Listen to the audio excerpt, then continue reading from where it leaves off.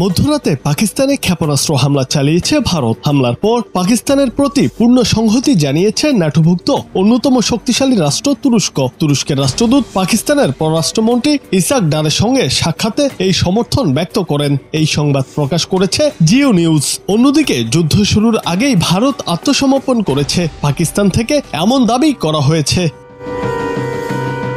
তুরস্কের সমর্থনের বিষয়ে পাকিস্তানের পররাষ্ট্র মন্ত্রণালয় জানিয়েছে, আঞ্চলিক উত্তেজনার মধ্যে তুরস্কের পক্ষ থেকে পাকিস্তানের প্রতি সংহতি পূর্ণ ব্যক্ত করেছেন পাকিস্তানে নিযুক্ত তুরস্কের রাষ্ট্রদূত। পররাষ্ট্র দপ্তরের মুখপাত্র শাফকত আলী খান জানান, উভয় পক্ষই আঞ্চলিক নিরাপত্তা পরিস্থিতি নিয়ে আলোচনা করেছে। এছাড়া দ্বিপাক্ষিক সহযোগিতা আরও জোরদার করার প্রতিশ্রুতি পূর্ণ ব্যক্ত করেছে তুরস্ক।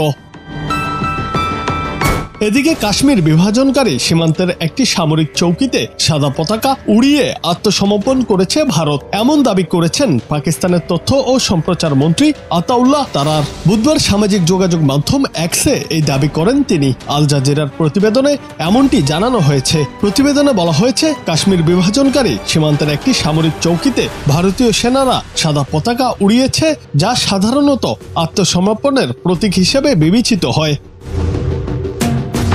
আতাউল্লাহ তারার এক্স অ্যাকাউন্টে লেখেন, তদন্ত থেকে পালিয়েছে আগে, এখন ময়দান থেকেও পালিয়েছে। তবে আল জাজিরা জানিয়েছে, তারা আতাউল্লাহর এই দাবি নিশ্চিত করতে পারেনি। গতরাতে পাকিস্তানে ভারতের ক্ষেপণাস্ত্র হামলায় অন্তত 8 জন নিহত হয়েছেন।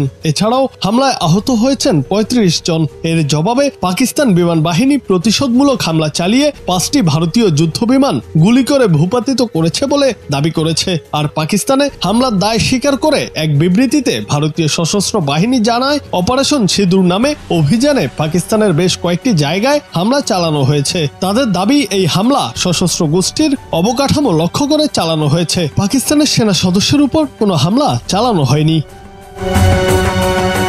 ভারত পাকিস্তানের সম্পর্ক কোনো কালেই ভালো ছিল না। পুরনো শত্রুতা নতুন করে উত্তাপ ছড়াচ্ছে কাশ্মীর ইস্যুকে কেন্দ্র করে। সম্প্রতি কাশ্মীরের পেহেলগামে সন্ত্রাসী হামলায় 26 জন পর্যটক মারা গেছেন। ভারত হামলার ঘটনায় পাকিস্তানকে দোষারোপ করেছে। তবে পাকিস্তান জানিয়েছে, তারা এই ঘটনার সঙ্গে জড়িত নয়। এই নিয়ে সীমান্তেও দুই দেশের সেনাদের মধ্যে গুলি বিনিময় চলছে। জুনায়েদ আহমেদ, বাংলা টিভি।